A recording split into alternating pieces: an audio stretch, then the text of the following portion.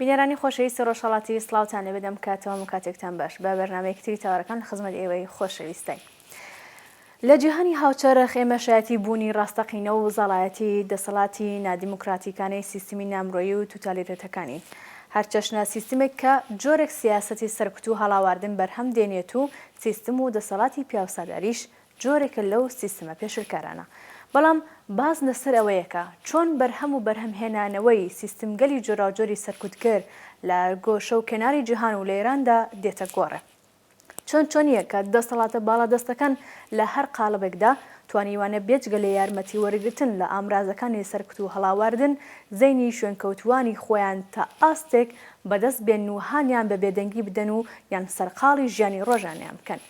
لە کۆمەلگای ئێراندا کە فرەخوازی ئیدێۆلۆژی سیاسەتی حاکم تەواوی پانتای ژیانی مرۆڤەکانی ژێردەسەڵاتی خۆی تەنیوەتەوە،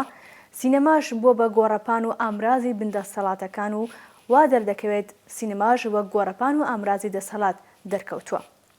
سینەمایەکە لەژێر چاودێری دەسەڵاتدا هەوڵێکی تەواوی بۆ ستڕینەوەی شوناسی ژنی ئێرانی و ژنی کورداوە. دوای چاوخشانێکی کورد بەسەر مێژووی هاتنی سینەما بۆ ئێران دێنەوەلاتان.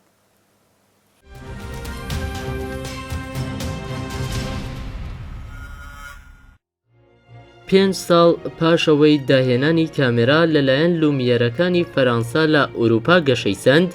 مزەفەرەدین شا لە ساڵی 1970 زاینی سەردانی ئوروپای کرد. لە سەفەرنامەکەی مزەفەرەدین پاشادا هاتووەکە پاشا لە ڕێکەوتی یەکشەممە هەفتەی تیرمانگی 1279 هەتاوی واتە 1970 زاینی لەگەڵ میرزا ئیبراهیمخانی عەکازباشی سەیری دەستگای سینەماتۆگرافی کرد. لە ڕاستیدا پاشا بەهەڵا بە کامێرای دەوت سینەماتۆگراف، واتە ئەو کەسەیە کە ئەم ئامێرە بەکاردەهێنێت.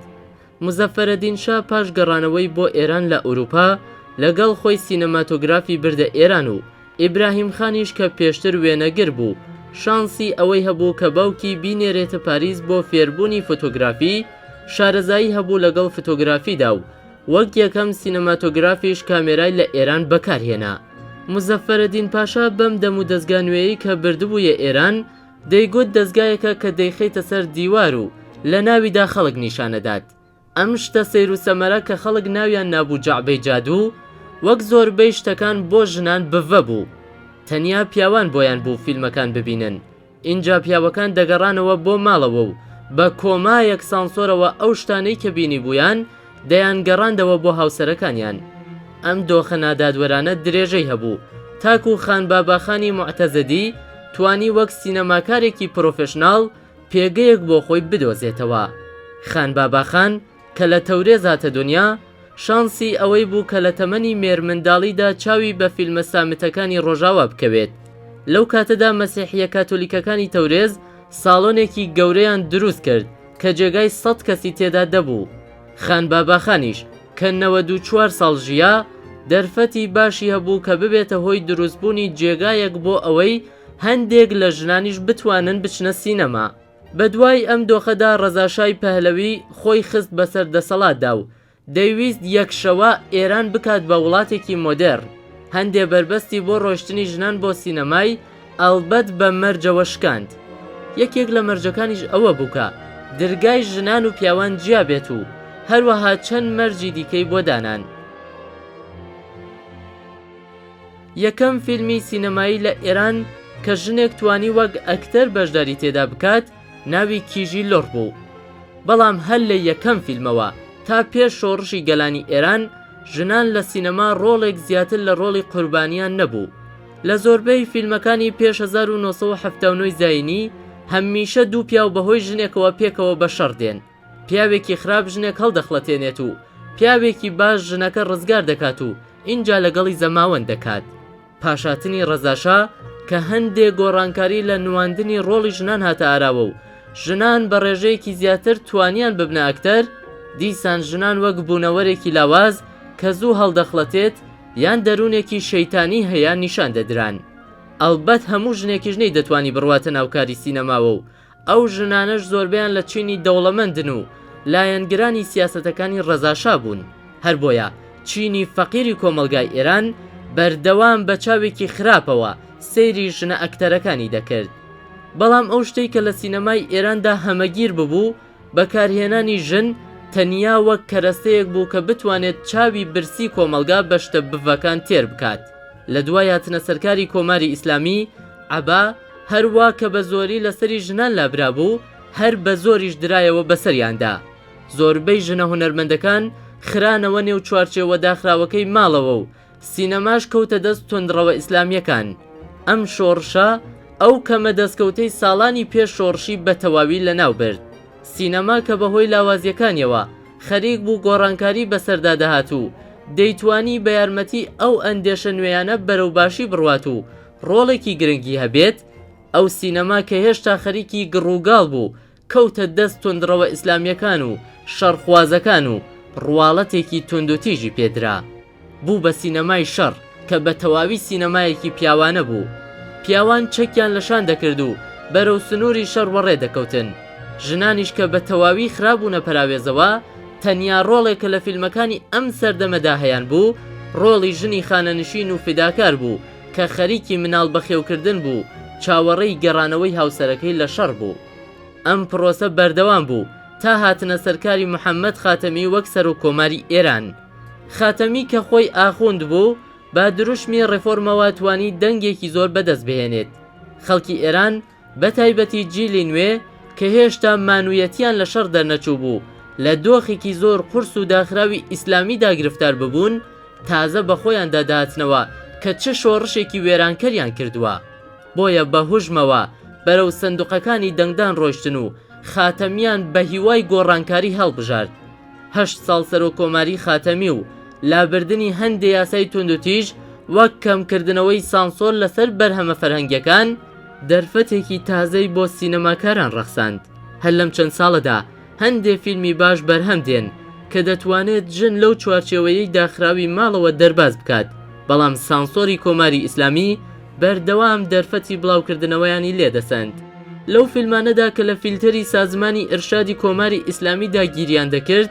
ڕۆڵی زۆربەی ژنان لە فیلمەکاندا خوێندکاریە، پاشان مامۆستا و کەمکەم پەرستار و پزیشکیش بە ڕۆڵی ژنان زیاد دەبێت. کەراکتەرەکانی ئەم ماوەیە ئیتر تەنیا ژنێکی فداکار نییە کە بەردەوام عەبای لەسەردایە. ژنان خاوەن بڕیارن، خەبات دەکەن، سایەقی دەکەن و گوێ لە مۆسیقا دەگرن.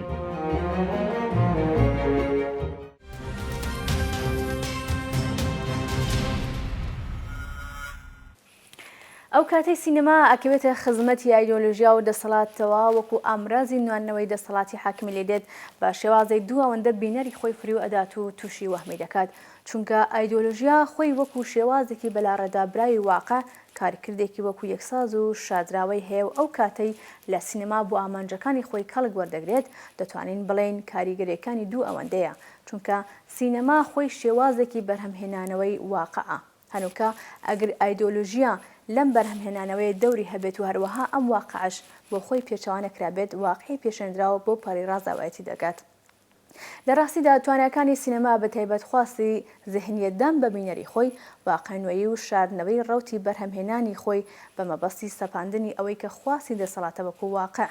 ئاپاراتۆسی سینەمایی مەبەستێتی کە زیێنێتی بینەری خۆی داگیر بکات و بۆ ئەم مەبەستەش ئاسانکاری تایبەت بەخۆی بەکارەهێنێت. ئەو ئایدۆلۆژیانی کە ئێستاکە لە ئێراندا خاوەن دەسەڵاتە هەر لە سەرەتای بەدەسەڵات گەیشتنیەوە هەوڵی بێدەسەڵاتکردن و چەوسانەوەی ژنانی داوە. ئایدۆلۆژیای ئاینی کۆماری ئیسلامی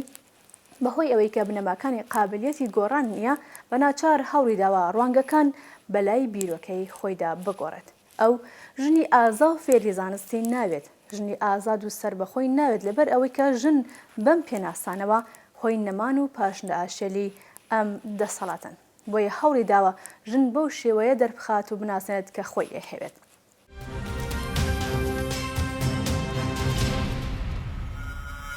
بینەرانی عزیز، میوانی ئەمجاری بەرنامەی تەوارەکان بەڕێز ئیدریس عەبدی فیلمسازن کە دواییم بەرهەمی بەڕێزیان کورتەفیلمێک بوو، کورتەفیلمێکی ئەنیمێشنی بوو کە لە تۆڕە کۆمەڵاتەکان بڵاوبووە لەسەر دوایین ڕووداوەکانی شاری مەهاباد. کادریس بەخێر بێ. سڵاو و ڕێزم هەیە بۆ ئێوە بۆ هەموو بینەرانی خۆشەویستی بەرنامەی تەوارەکان و تەلەڤیزیۆن و ڕۆژهەڵات. با پرسیارەکەم لەوە دەست پێ بکەم کە ڕۆڵی ژن لە سینەمای ئێراندا لە دوای شۆڕشی 57 چۆن بووە؟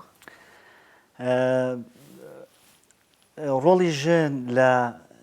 سینەما لە فیلمەهای فارسیە ئەمە ئەگەر بین چاوخشاندنێکی پێ بکەین ئەبێت لە ڕوانگەیەکی تەحلیل محتەواییەوە بینم فیلمانە بەڕاستی بکەین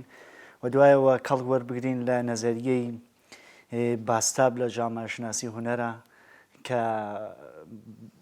بە یارمەتی ئەم دوو نەزەریە یەکێکی تەحلیلی محتەوایی یەکێک باستاب نەزەریە باستاب لە جامەشناسی هونەرە ئەتوانین تەحلیلێکی محتەوایی ئەم فیلمانە بکەین کە بەر لە شۆڕشی 57 و دوایەوە لە دوای شۆڕشی 57 ئەو قۆناغە سیاسیانەی کە بەسەر ئێراندا گوزەراوە لە هەر قۆناغێکی سیاسیە هاتوون دەسەڵاتداران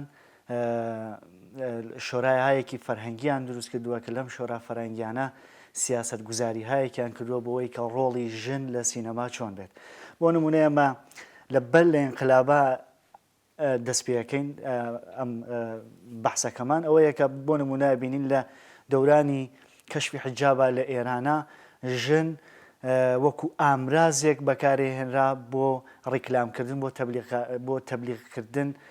بۆ کەشفی حجاب لە دوایەوە ئێمە کە ئەو قۆناغە سیاسیە تێپەڕێت ئێمە بینین ژن لە فیلمە فارسیەکانە کە بە فیلمی فارسی مەشهورن جا ئەم فیلمانە زۆربەیان ئەو تاوجێکی کە من ئاگادار بم فیلمهایەک بوون کە ئیسلاحێک بوو بە لە ئینقلاب فیلمهای ساتوریان پێوت فیلمایەکیان لە هندوستانەوە واردە کرد فیلمایەکی کافەیی فیلمایەکی قاوەخانەیی فیلمایەکی کابارەیی کە ئەم فیلمانە وەختێکە لە هندوستانەوە واردەکرا هاتە ئێران ئەم فیلمانە نیشان نێدرا بە خەڵکی ئێران ئەمانە هاتن فارسیزیانە کردەوە ئەیان کردەوە بە فارسی شخصیەتیانە کرد بە فارسی ساختاری ڕەوایی فیلمەکانیان دەستکاریە کرد و لە ئێرانە نیشانیانەدا بۆیە ئەبینین ئێمە ئەو فیلمانەی کە پێش لە شۆڕشی 57 لە ئێرانە بووە زۆر شەباهەتێکی تایبەتی هەیە بۆ فیلمانەی کە ئێستا لە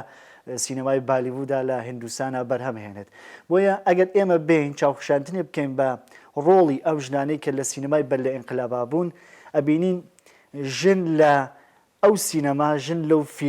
فیلمانەی بەر لە ئینقلابا کاراکترێکی ئیستای بووە کاراکترێکی دینامیک نەبووە لە بەرامبەر ئەوەدا پیا و کاراکترێکی دینامیکی بووە لە حەزی شخصیت پەردازی سینەماییەوە هەمیشە ژن کاراکترێکی ئیستا بووە هەموو پیاوەکان هەوڵیان داوە بۆ ئەوەی کە ژن بەدەست بێنن لە نەزەری جنسیەتیەوە هەموو پیاوەکان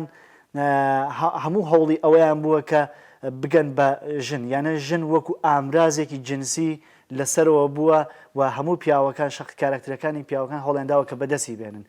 ژن لە کابارەکانە ئاڕاقسێت ژن شخصیەتێکی سەرەوەی نییە لە ناو کۆمەڵگا ژن گەورەترین و بە ئیسڵاح محوەریترین شخصیەتە لە ناو کابارەکانە بۆ ئەوەی کە پیاو لەزەتی جنسی خۆی کاچێتە کابارە لەزەتی جنسی خۆی لێ ببات ئەمە ڕۆڵ و نەخشی ژنان بووە لە سینەمای یا ئەو فیلمە فارسیانەی کە بەر لە ئینقلابە لە ئێران بەرهەم هاتووە ئەگەر ئێستا بگەڕێنەوە دوای شۆڕشی 57 لە دەسەڵاتی حاکمیەتی کۆماری ئیسلامیدا ئەم ڕۆڵە ئەم کاریگەرانی کە لەسەری بۆ چۆن بووە کاتێک کە کۆماری ئیسلامی دەسەڵاتێک گرێ بەدەستیەوە لە شۆڕشی 57 بەبوونی ئەوەی کە دیدگایەکی کامڵەن بەستێ هەیە نسبەت بە زۆربەی هونەرەکان و ئێستاش لە سینەما سەرۆتر لە هەمویان مثلا بۆ نمونە ئەبینین زۆربەی هونەرەکان مەمنوع کرا لە ئێرانە موسیقی مەمنوع کرا سینەما مەمنوع کرا هەموو ئەمانە یانە کەوتە پەراوێزەوە هەموو ئەمانە مەمنوع کرا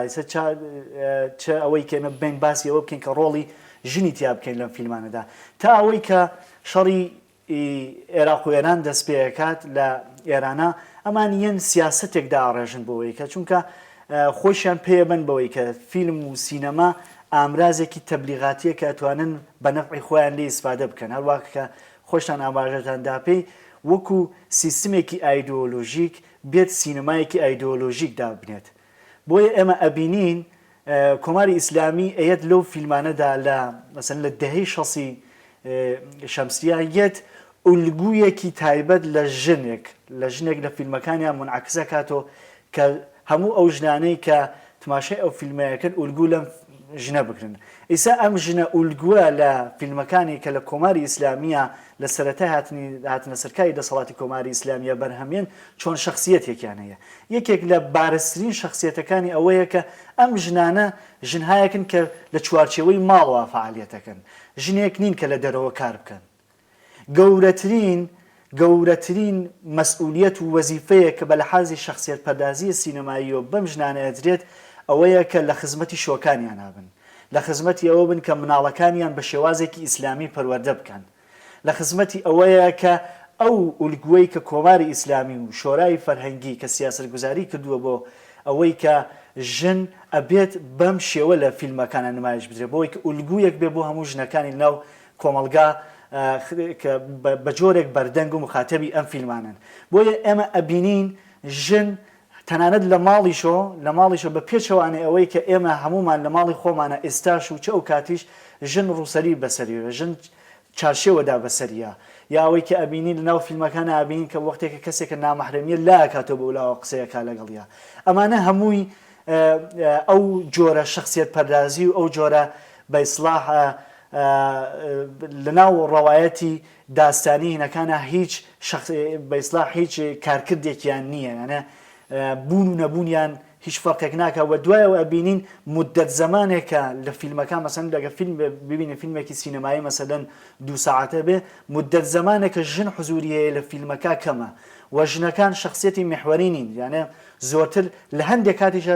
کاراکتەری دژە قارەمانن، یانە قارەمانی ئەسڵی پیاوەکە کە ئەیەوێت سوباتێک بدا بە خانوادەکەی، ئەیەوێت بە جۆرێک خانوادەکەی ڕابگرێت، بەڵام ژن کاراکترێکی دژە قارەمانە لە بەرامبەر پیاوە ئەوەستێت و نایڵێت کە مەسەلەن بگات بە ئامانجەکانی. جا لە هەر دەورەیەکی سیاسیە کە هەر حکوومەتێک کە هاتبێتە سەرکار بە ئیسلاح هەر حیزبێک یا هەر جەریانێکی سیاسی هاتبێتە سەرکار لە کۆماری ئیسلامیە، ئەمە ئەبینین ڕوانگەکانیان فەرقی کردووە نسبەت بە ژن لە سینەمادا. بۆ نمونە مەسەلەن لە دەورانی ئەحمەدی نژادە ئێمە لە دەورانی ئەحمەدی نژادە ئەبینین کە هاتن قانونێکیان تەدوین کرد و دایان بە تەهیەکونەندەکان لە سینەمای ئێرانە چۆنیەتی دەرکەوتنی ڕۆڵی ژنی تیا بوو. ژن ئەبێت چۆن دەرکەوێت لە فیلمەکانی ئێوەدا تا ئەوەی کە ئێمە ئیجازەی دروستکردنی پێ بدەین و ئیجازەی ئەکرانی پێ بدەین لە سینەماکانە. هەر ئەمانەیە مەسەلەن بۆ نموناوان 1-2 قانون کەیسا لە بیرم بێ ئەوەیە کە داناو ئەوەی کە سێکس حەزب ئەبێ بکرێت لە هینەکانە بە بیانی و ئەوەیە کە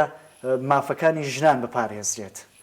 بووە دوای ئەوە ژن ئەبێت حەجاب ڕعایەت بکات بۆ ئەوەی کە بە ئیسلاح ئەو ئیسالەتەی ژن کە ئەوان خۆیان لە نەزەریانە وەکو شۆرای فەرهەنگی وەکو سیستمێکی دەسەڵاتدار و توتالیتر کە یانەوێت لەناو فیلمەکانە بیسەلوێنن، ژن ئەبێت حەجابی بێت بۆ ئەوەی کە ئولگویەک بێت بۆ هەموو ژنەکانی تر، ئولگویەک بێت بۆ ژنێکی ئیسلامی. ئەوە باشەوەیە بڵێن بۆ ئەوەی کە ژنێکی ئیسلامی جوان نیشان بدەن بە هەم ئەوانەی کە لە دەرۆیە و هەم ئەوانەیش کە مەسەلەن بۆ فیلمانەی کە چێتە فستیواڵە خارجیەکان.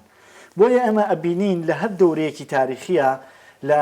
یا هەر دەورەیەکە حزبێک یا جەریانێک هاتوۆتە سەرکار بە جۆرێک ڕۆڵی ژن لە سینەما فەرقی کردووە. ئێستا ویستمە پرسیار بکەم چون هەندێک کەس پێ وایە لە دەورانی ڕەفەنخوازەکاندا ئەو ڕۆڵە جیاوازە. ئەمە دقیقاً ئەگەر ئێمە بین لە ڕوانگەیەکی تەحلیل محتەوایی ئەو فیلمانە بەڕەسی بکەینەوە، مەسەلەن تحلیل بە ئیسلاح پژوهشێک کراوە لە دانشکدەی هونەرە چەند 10 فیلمی بەڕەسی کردووە بەر لە دەورەی ئیسلاحات و لە دوای ئیسلاحاتەوە. مەسەلەن من ئەمە بە ئامار لێرە هەیە ئەو شتانە، ئەمە ئەبینین کە مەسەلەن ژن لەبەر لە دەورەی ئیسلاحاتۆ لەو 10 فیلما کە بەڕەسی کراوە 2 دانیان ڕانندگی ئەزانێت. باشە، بەڵام لە دوای ئیسلاحاتەوە ببوونەوەی کە کەمێک فەزای فەرهەنگی لە ئێرانە کراوە کە ئەویشە تەبعاً بە ئیسلاح هەندێک زەرەری بوو بۆ دوایی و هەندێک خاصیەتیشی بوو ئەوەی کە حداقل سینەما نەفەسێکی کێشی و ژنان توانیان بە ئیسلاح لەو ڕۆڵانەی کە تەقریبەن کەمێک نزیکە بە واقعیەتی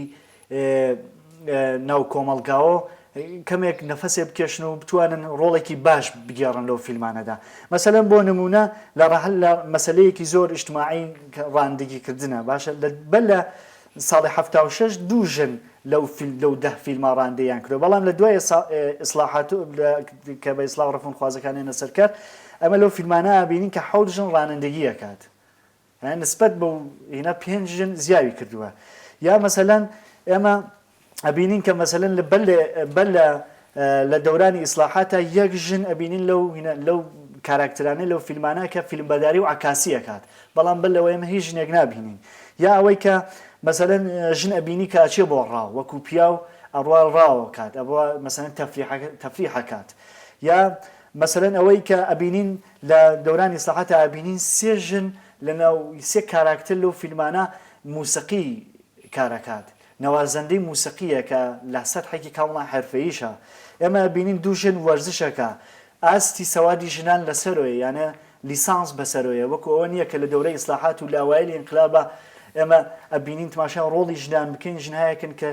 لە چوارچێوەی گوندەکانە ماونەوە ژنایەکی بێسەوادن ژنایەکن کە ئاگاهی ڕۆشنبیریان نییە لە مافەکانی خۆیان بەڵام ئێمە ئەبینین کەمکەم ئەم ڕۆڵە ئەگۆڕدرێت ژنان ئاگاهی پیاکەن لە مافەکانی خۆیان بۆ ئەبینی مەسەلەن لە نمونەی هەرەبارزیە جودایی نادرەسیمین بوو کە شخصیەتی ژنەکە لە بەرامبەر پیاوەکە ئەوەسێتەوە بۆ ئەوەی کە تەسمیمگیری بکات بۆ داهاتووی خۆی چونکە ژنێکی ئاگاهە بە مافەکانی خۆی ئەڕواتە دادگا هەرچەند کە ئێمە بە ئیسلاح لە دادگاکانە بەپێی ئەو قانونەی کە ئەو یاسانەی کە یاسای ئیسلامی کە داڕژراوە ژنان ناگەن بمافی خۆیان بەڵام حداقلی ئەوەی هەیە کە لە فیلمەکانە ئابینین ژن ئاگایە بە مافەکانی خۆی ژنێکی ڕۆشنبیرە ژنێکی باسەوادە ژنێکە کە لە دەرۆ کارەکە ژنێکە کە موسیقی لێدا ژنێکە کە مەسەلەن بەغێر ئەو زمانی کە خۆی هینەکات مسلەتە بەسەر چەند زمانی ترە ئەمانە هەمووی دەورێکی کاریگەریە یانە بەسەر ئەوەی کە ژنان تەبعیەت بکەن لە ئەو کاراکترانەی ئەو ئولگوانەی کە ناو فیلمەکانە هەیە و بە ئیسلاح بێتە باعسی ئەوەی کە ژن پیشڕەف بکات ناو کۆمەلگا جا ئەمە من لە سەرەتاوە ئاماژەمدا بەوەی کە نەزەریەی باستاب لە جامەشناسی هونەرە هەر فیلمسازێکە لە هەر دەورەیەکە هاتووە سەرکار یا فیلمی دروست کردووە باتەوەجە بە ئیسلاح ئەو نەزەریەی باسابە کە ئێژێت هەموو ئەو فیلمانە هەموو مۆزوعانەی کە ئەیەت بە ئیسلاح ڕفلەی هەموو ئەو شتانەیە کە ناو کۆمەلگا هەیە بۆیە ئێمە تاسیری ئەو سیاست گوزاریانە تاسیری بە ئیسلاح ئەو تاسیراتە فەرهەنگیە کە لە دەورە ناو کۆمەلگا بووە ڕێک ئەیان بینینەوە لە فیلمەکانە بۆیە مەسەلەن من پێم خۆش ئاماژە بە چەند ئاماری تریش بدەم مەسەلەن لێرە کە ڕۆڵی ژن لە فیلمەکانە فەرقی کردووە مەسەلەن ئێمە لە ئەوایلی ئینقلابە یا بە ئیسلاح تا دەورەیە کە ڕەفونخوازەکان هاتبوونە سەرکار لەو 10 فیلمە کە بەڕاستی کراوە کولی زمانی فیلمەکان 772 دقە بووە باشە و 375 دقە فقط ژن حزوری بووە کە ئەکاتە 5.48% باشە بەڵام لە دەورانی کە ڕەفونخوازەکان ئەوەی کە وتم فەزایەکی بازی فەرهەنگی و هونەری دروستە بێت ئەو فیلمانەی کە بەڕاستی کراوە 794 دقەیە کە فەرقێکی وهای نییە لەگەڵەوە بەڵام 568 دقە فیلم حزوری هەیە یعنی وەکو کاراکتری ئەسلی وەکو کاراکترێکی محوەری کە بە ئیسلاح ڕەوایەتی داستانی فیلمەکە تاسیردانێ بەسەریە 568 دقە حزوری هەیە کە ئەکاتە 72% یانە تەغیرێکی کامڵەن بەرچاوە یا مەسەلەن لە دەورەی پێش لە ڕوفرمخوازەکانە لەو 375 دقە کە ئاماژەمدا پێی 290 دقەی ژن لە ناو ماڵە هەیە یانە نایەتە دەرەوە باشە ئەکاتە مەسەلەن دەرسەدی بوونی ژن لە ناو ماڵا کاتە 58%. بەڵام لە ئەم دەورەکەی ترا کە 568 دقە زمانی گشتی ئەو فیلمانەیە هەموو دقەکەیانە 568 دقەکە لەو 10 فیلمە ژن حزوری هەیە لە فیلمەکە و 27% لە ماڵەیە یانە بێجگە ئەوە ژن لە دەرۆ خەریکەی کار و چالاکیە وەکو کەسێکی کۆمەڵایەتی لەسەر کار نازانم بەسڵ لە دەروی ماڵەیە ئەوە نییە کە فەرزکەین فقط بڵێن کە فقط ماڵداری و مناڵداری و دوایەوە دڵسۆزی خانەوادەکەی و دوایەوە ئەوەی کە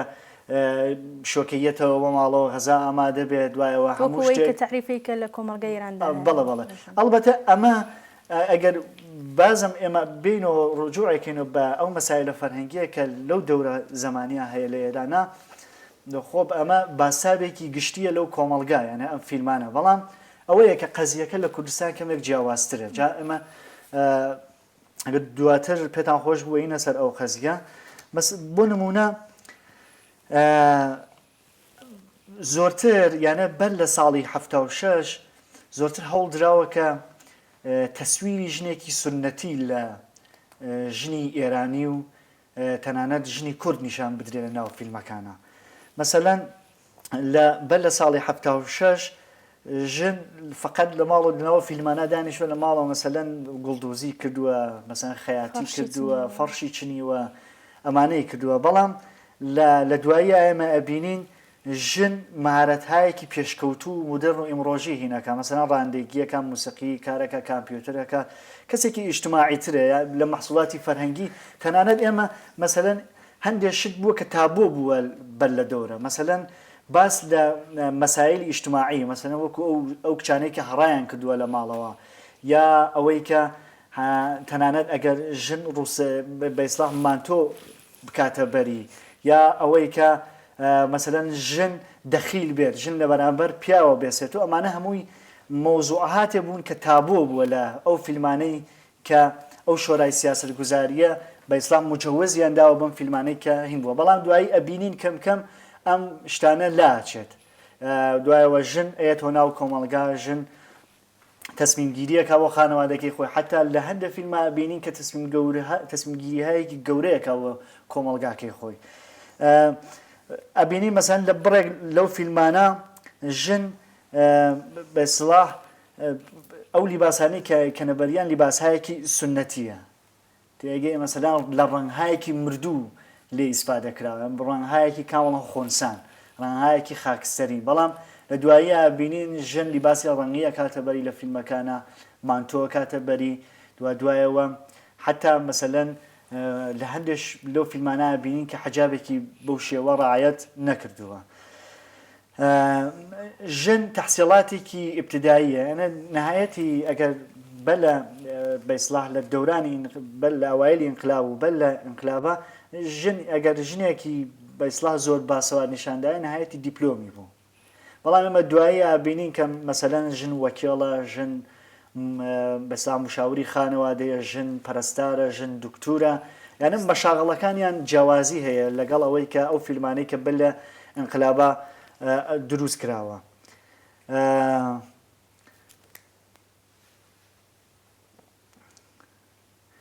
ئەبینین کە مەسەلەن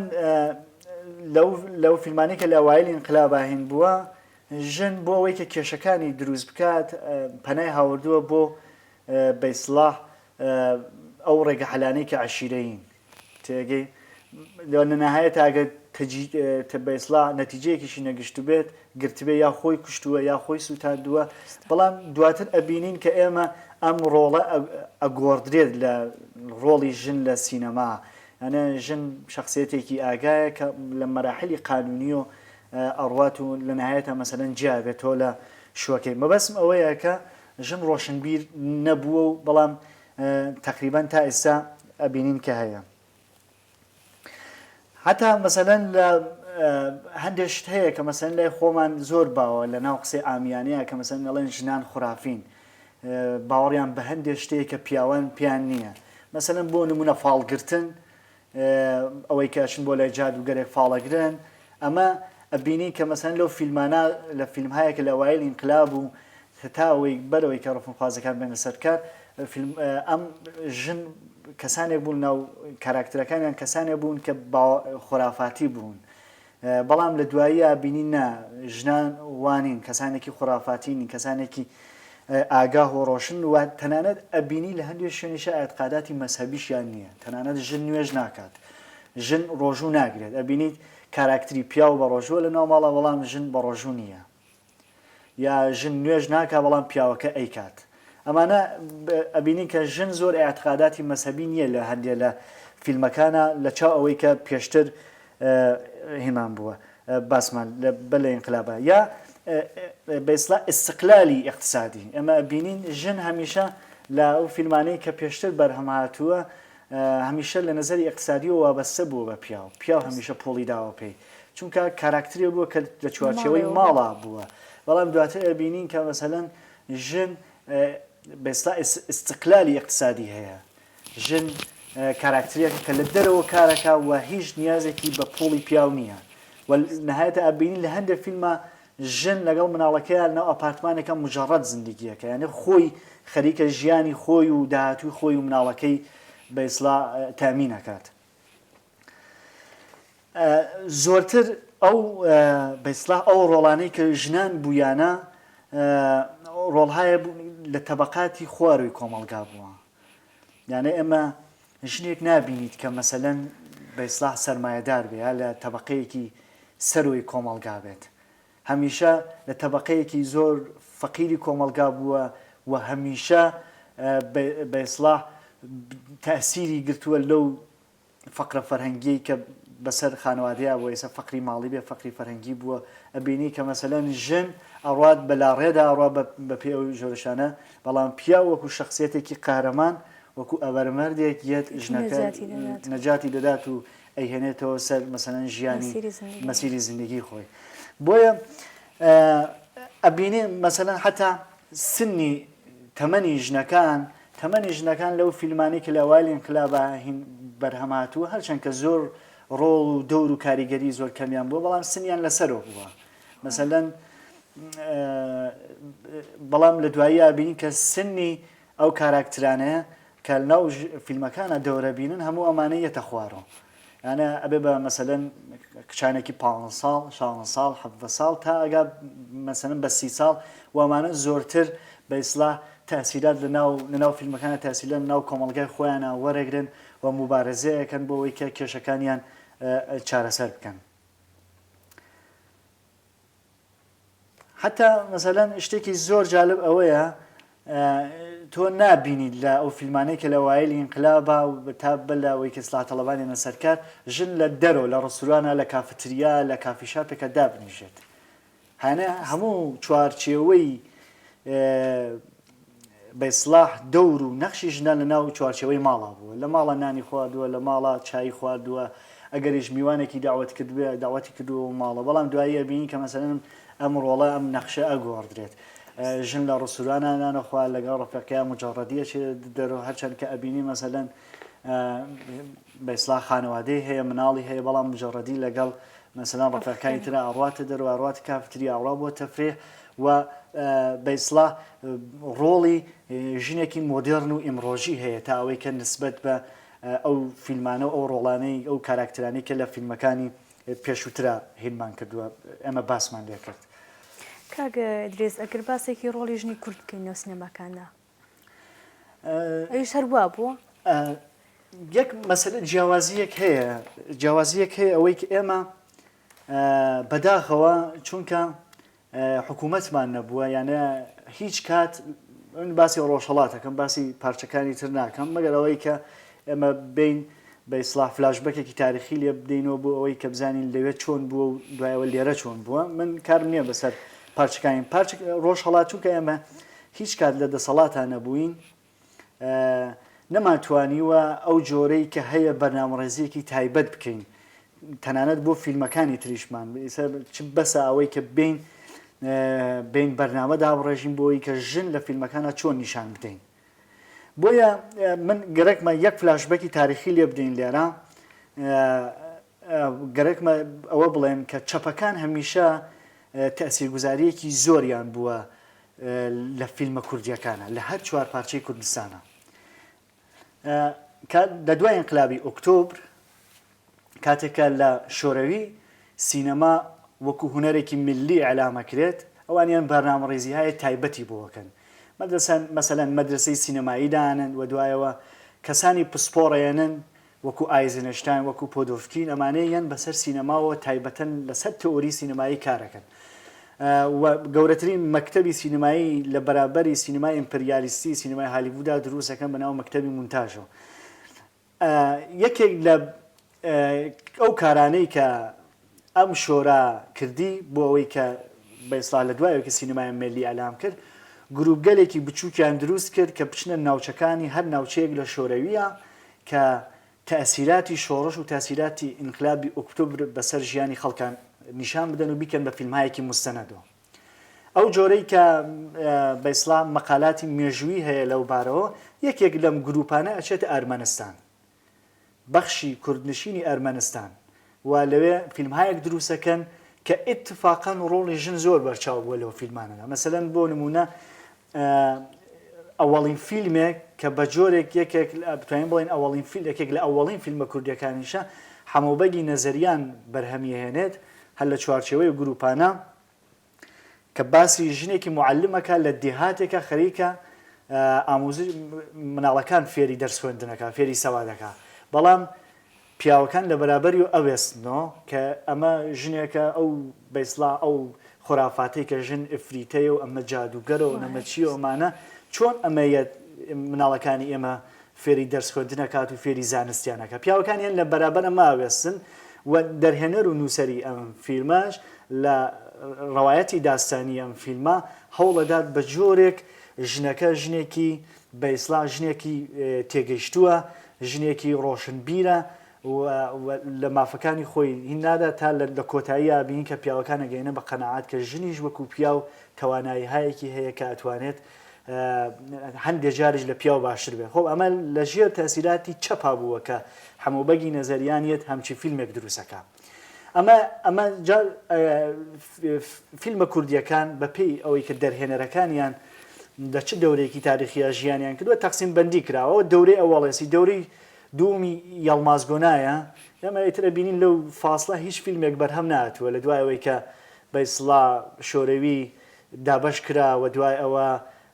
بەئیسڵاح هەمووبەگی نەزەریان کەسانێکیشی فێری فیلمسازی کردووە، بەڵام لە دوای ئەوە بینین دەورەیەکی وەها نییە لە فیلمی کوردیا کە بین ئاماژە بدەین بەوەی کە ڕۆڵی ژن چۆن بووەتیانە تا ئەگا بە یەڵمازگۆنای فیلمەکانی یەڵمازگۆنایش بەپێی بەئیسڵاح ئەو تەسیراتێک کە لە کۆمەلگای ئەو کاتی تورکیە گرتوویەتی ژن زۆرتر ئامرازێکە بۆ چەساندنەوە، یانە ژن هەموو ئەو شتانەی کە بۆ سینەمای بەر لە ئینقلاب وتمان بۆ ئەوانی شینەکە ژنێکە کە لە چوارچێوەی ماڵۆیە، ژن باوکو ئەگەر شۆکەشی لە زیندانا بێن مەسەلەن لە فیلمی یۆڵا فیلمی ڕێگا ئەبینین کە شۆکەی لە زیندانایە بەڵام باوکو براو ئەمانە تەسمیمگیری بۆەکەن چەند ساڵە شۆکەی لە زیندانە بووە بەڵام ئەم ژنە نەیتوانیوە لە نەزەری جنسیۆ یان لە حتا لە کوچکترین محەبەتێکە ئەکرێ پێی بەئیسڵاح دەستکەوتێکی هەبێت. بۆیە ئەبینی مەسەلەن یەکێک لە کاراکترە ژنەکان پیاوەکە کە بەئیسڵاح شخصێتی پیاوەکە کە لە زیندان مۆرەخەسیەک دێت باوکی کچەکەی ژێ پێی ئەبێت تۆ بڕۆی بیکوژی، ئەگەر نێکوژی من خۆم نیکوژم، چونکە ئەمە خیانەتی کردووە. خیانەتەکە چییە؟ لەبەرەوەی کە ئەم لە زیندانا بووە ئەو چووە لەگەڵ کەسێکی ترا کە نیازی جنسی خۆی بووە بەراوردی کردووە. بۆیە ئەبینین ژن کاراکترهایەکی دواکەوتون، ژن ئاگاهیەکی ئەوتۆیان نییە نسبەت بە ئەو مافانەی کە هەیەە و لە هەندێک فیلمیشە مەسەلەن لە ڕۆژهەڵاتە ئابینین ژن وەکو ئامرازێک بۆ زاوزێ تماشایەکرێت. مەسەلەن لە هەندێک لە فیلمەکانی مەسەلەن بەهمەن قوبادیە ئابینین ئەو کاراکتری ئەودە کە مەسەلەن لە بەئیسڵاح کارخانەیەکی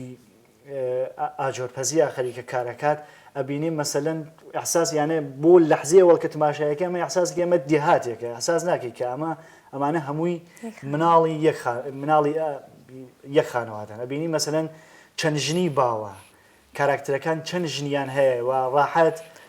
ئەگوزەرێن لەسەر ئەوەی کە مەسەلەن ئەم ژنە ئەو ژنێکی تریێنن کە بەڵام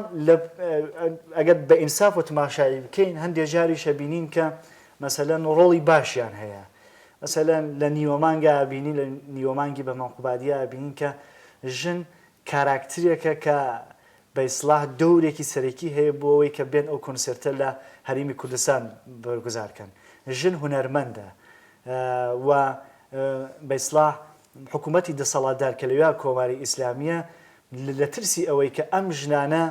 بە ئیسلاح نەبن بە بەڵای گیان بووی هەموو ئەم ژنانەی لە گوندێکە هەرچەند کە ئەمانە تەسویرهایەکی سوڕالیستی و تەسویرایەکی فەراواقعین و بەڵام ئەوەیە کە من ئەڵێم هەڵقڵاوە لە دڵی کۆمەلگاوە کە بەهمان قوبادیەت هەمچی تەسویرێک دروستەکات. هەموو ئەم ژنانە تەبعید کراونە دێ، هەموو ئەم ژنانە موسەقیلێدە نەوازەندەی دەفن. بەڵام دڵخۆشکەر نییە یانە ئەوەی کە ڕۆڵی ئەم ژنانە لە فیلمە کوردیەکانە ڕۆڵی ژنێکی ئەمڕۆیی نییە، ڕۆڵی ژنێکی کە ئاگا بێ مافەکانی خۆی، ڕۆڵی ژنێکە لە دەرەوەی ماڵەوە کار بکات ئەو ڕۆڵە نییە. بۆیە بەداخەواڵێم کە زۆربەی فیلمەکان بە جۆرێک باستەولیدی ئەو خشونەتەیەکەن، باستەولیدی ئەو توندوتیژەیەکەن کە بە دژی ژنانەکرێن ئەو کۆمەڵگای ئێمە و نهاتوون تا ئێستا مەسەلەن لە فیلمە کوردیەکانە لەوانەیە لە فیلمی کورتا ببان بە نمونەیی مەسەلەن من باسی بکەم. مەسەلەن فیلمی شکلاتی شاهۆی مەحمودی فیلمێکە کە تا ئەو جێگەی کە من فیلمە کورتە کوردیەکانم بینی بێت جۆرێک بووە کە ڕۆڵی ژنی زۆر جیاوازتر لە فیلمەکانی تر نیشانداوە. لە باقی فیلمەکانی ترا فیلم کاراکتری ژن لەناو فیلمەکانە هەوڵەدات بۆ چارەسەری کێشەکانی خۆی بسووتێنێت، هەوڵەدات کە مەسەلەن خۆی بکوژێت، هەوڵەدا کە لە ماڵەوە هەڕا بکات. ژن کاراکترێکە کە فەقەت ئاشپەزیەکە لە ماڵەوە، ژن کاراکترێکە کە هیچ تاسیرێکی نییە لە لەحازی ئەقتصادیەوە بەسەر خانەوادەکەی خۆیە، یانە بوون و نەبوونی هیچ فەرقێک ناکات، فەقەت ئەوەیە کە بەخاتری ئەوەی کە هەندێک ڕەوایەتەکان هەندێک داستانەکان باوەڕپەزیرتر بێ بۆ خاڵک و تۆ مەجبوری لەگەڵ خانەوادە نیشانبی مەجبوری ژنیشی تیا بێت. بۆیە مەسەلەن ئەبینیت بە جۆرێک بەداخەوە ئەم فیلمانە تەنانەت لە ڕاگەاندنەکانیشا حتا لە بەرنامەهای تەلەڤیزیۆنیە کە ئەکرێت بە جۆرێک هەوڵەت بە جۆرێک باستەولیدی ئەو توندوتیژانە ئەکرێتەوە، بە جۆرێک دیسان ئەوە سەلمێنێتەوە کە بەڵێ ئێوە ژن چەساوان، بەڵێ ئێوە ژن دواکەوتون، بەڵێ ئێوە ژن ئەبێت هەر چاوتان لە دەستی پیاوە بێت بۆەوەی کە بتوانن زندگی بکەن. دەستخۆش دەستپاس. بینەران عزیز بەو شێوەش هاتنە کۆتایی بەرنامەی ئەم جارمان هیوادارم کە بە دڵتان و بێتی سوپارەتان لێکردێت تا دیدارێکی تر هەر ماڵەوە هەر شاد بن.